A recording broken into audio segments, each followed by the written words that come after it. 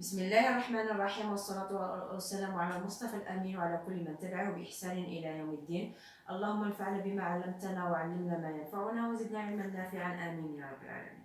Well, I'm very happy to participate on the 5th Annual International Conference on Languages, Linguistics, Translation and Literature organized in Ahwaz, Iran. My thanks go to the conference organizer, Professor Dr. Hussein Fazili. Also special thanks go to the conference committee and all persons who participated and succeeded in making the conference true. Well, my presentation, which is entitled Connotative Meanings of Some Arabic Words Using Algerian Dialectal Arabic by taking Tlemcen Dialectal Arabic as a case in point. Well, I guess the point to start with is to give an overview of the Algerian linguistic repertoire so that our audience will be familiar with the sample of the selected data introduced through the presentation. So Algerian people speak Algerian dialectal Arabic with more than 50 accents in addition to 17 Tamazight or Berber varieties spoken in some parts of Algeria, mainly in Sahara, the middle of Algeria, and in Shawia, which is located in the East region. Algerian dialectal Arabic is rich in terms borrowed from Standard Arabic and other Arabic dialects, Tamazight varieties, French and Spanish. Modern Standard Arabic is used in formal settings, while Algerian dialectal Arabic and French are employed in informal settings, although French is also favored in formal context. For this reason, it is still used in Algerian administration and employed in academic settings, mainly in higher education.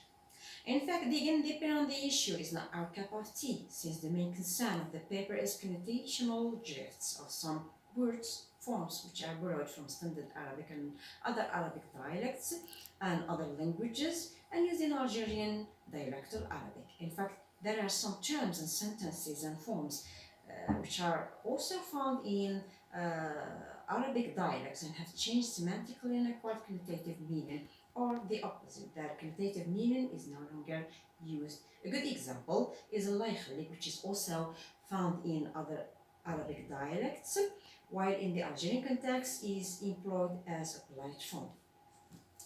Hence, this study aims to shed light on the nature of the connotative meaning, or more precisely connotational drift or shift of these words or these forms. It also aims to explore the origins of these forms or words. To realize these research objectives, the following research questions are set as follows. Are Algerian people aware of the connotative meanings of some Standard Arabic words borrowed to Algerian dialectal Arabic? What are the attitudes of Algerian people towards the daily use of these words and forms? As far as the literature review is concerned, so to the researchers' knowledge, no studies in English were conducted as far as the semantic change of some Arabic words in Arabic dialects in general and Algerian dialectal Arabic in particular.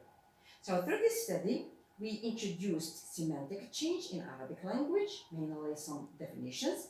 We also introduced semantic change theories, focusing mainly on Stan's empirical system. Why Stan's empirical system as an approach for the paper? Since this model links semantic changes to linguistic and non-linguistic factors. It also stresses the point that people attitudes represent a factor that leads to semantic change of some words. That is to say, some words may acquire connotative meaning due to the people's attitudes which have changed towards the use of these words. So through the study, we will not focus on semantic change of the words or the forms, but rather on what's called connotational drift or shift, which takes place after the attitudes of people change towards a given word or a given form.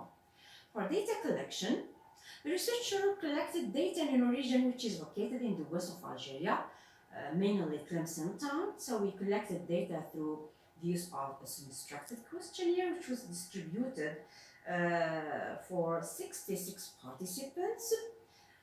By the way, here I want to thank or to express my special thanks to all those who contributed in data collection, mainly teachers from the Department of Arabic Language in Tlemcen University. The researcher also made a corpus-based analysis of a set of selected words to check their connotational drift. As far as here, so this is concerning the methods, the participants and the instruments. Let us move to the findings. So as far as the findings are concerned, and according to the analysis of the questionnaire, most of the words or the forms which have connotative meanings are linked to congratulation, compliments, and requests. It means that they are used as polite forms or to express here congratulations compliments, and requests. As far as the Algerian people use of these expressions, so Algerian people use these expressions to share compliment and even requests, as the examples in table 1 show. So here, for example, they use Lujahabi with the percentage of 48. They also use Barhamat al-Walidin with 6%, and Allah Yashadlak from Wima with a percentage of 12%. And so the most used expression according to our analysis is Lujahabi. This does not mean that these words have connotative meanings, but here we want to show that Algerian people use these expressions or these forms are the most used forms to express compliments. Let us now move on to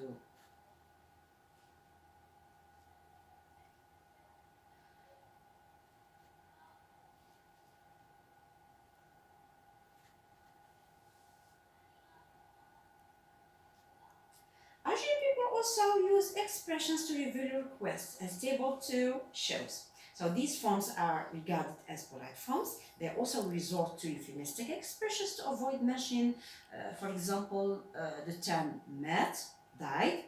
So they tend to use فلان ربي تفكروا and ربي فلان ربي يحبوا عباه. However, the use of euphemisms is not our concern here. You can see here, so Algerian people, as many other here societies, tend to use some euphemistic expressions in order to not to mention the term al-maut and al-miyat. So they tend to use these expressions. So the most used expression among all Algerian people or mainly Tlemcen speakers is ربي يحبوا عباه with the percentage of 36%, while they use فلان ربي تفكروا with 30%. So here we are not, as I told you, we are not here exploring or we do not tend to show that these words have connotative meanings, but we are showing the most used words to talk about the issue of death. Later on, we are going to explain what is the connotative meaning behind these words. So, in table 4,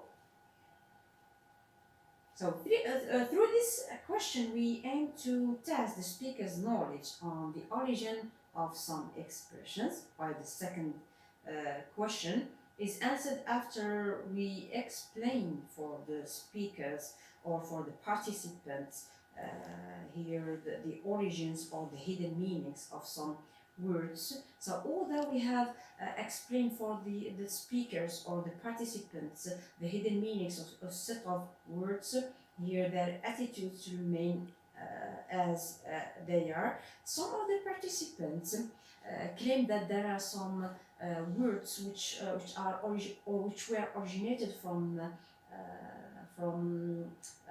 other societies or from other people, mainly from the Jews who settled in Algeria during the French colonization. So there are expressions such as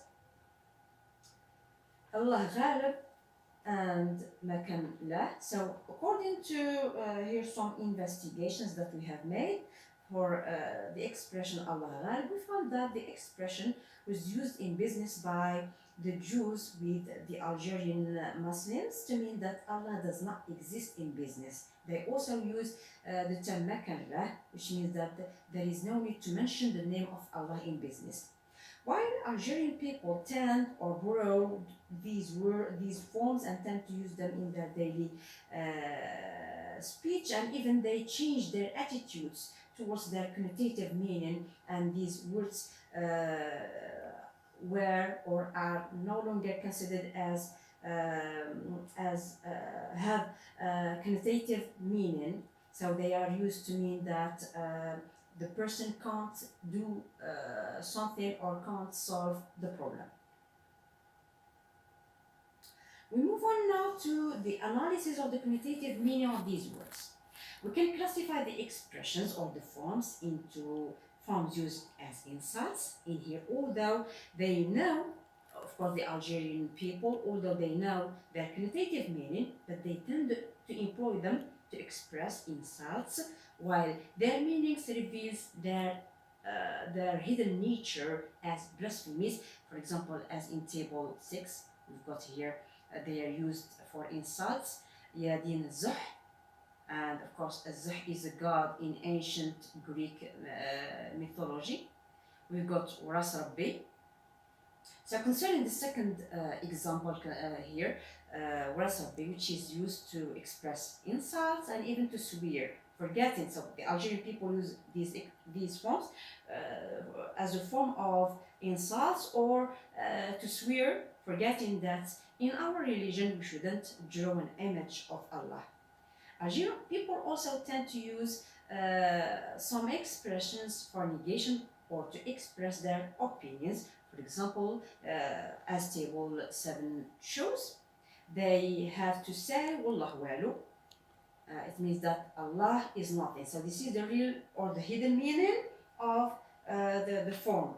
Allah is nothing. They tend to use this expression for negation, while they also tend to borrow some Quranic, some passages from Quran or some Quranic verses, such as this example, Rani fi nazi'ati gharqan, to express that the person is in a difficult situation or has an unsolved problem.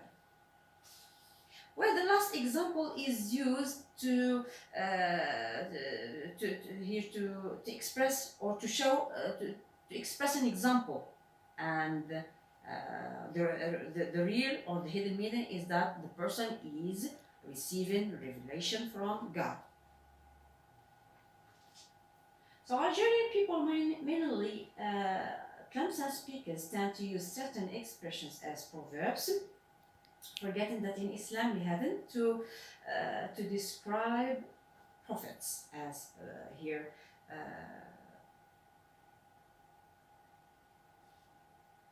This example, these examples shows.